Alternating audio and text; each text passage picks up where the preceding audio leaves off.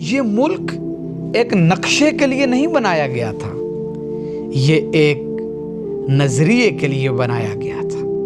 ایک ایسی سرزمین جہاں اللہ کا کلمہ سر بلند ہو، جہاں مسلمان آزادی سے اپنے دین پر عمل کر سکیں، جہاں کسی کے ایمان پر ڈاکہ نہ ڈالا جا سکے، جہاں عدل، مساوات اور بھائی چارہ ہو۔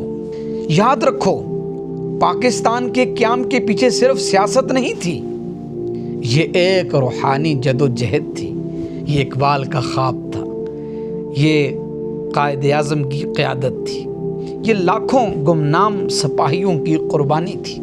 اور یاد رکھیے، آزادی دنیا کی سب سے بڑی نعمت ہے جو آج ہمیں الحمدللہ میسر ہے، لیکن ہم نے اس کی قدر کب کی؟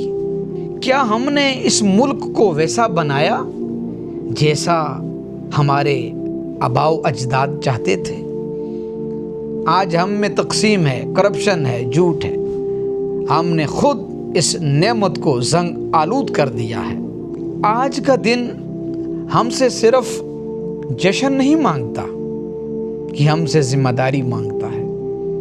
یہ چاہتا ہے کہ سیاستدان دیانتدار ہوں، تاجر ایماندار ہوں، استاد امانت دار ہوں، اور ہر پاکستانی اپنے حصے کا پاکستان سنوارے۔ میرے بھائیوں اور بہنوں، پاکستان ایک وعدہ ہے، اور آپ جانتے ہیں وعدے نبھانے پڑتے ہیں۔ ہمیں پھر سے وہی قربانی، وہی محبت، وہی اتحاد چاہیے، ورنہ تاریخ ہمیں معاف نہیں کرے گی۔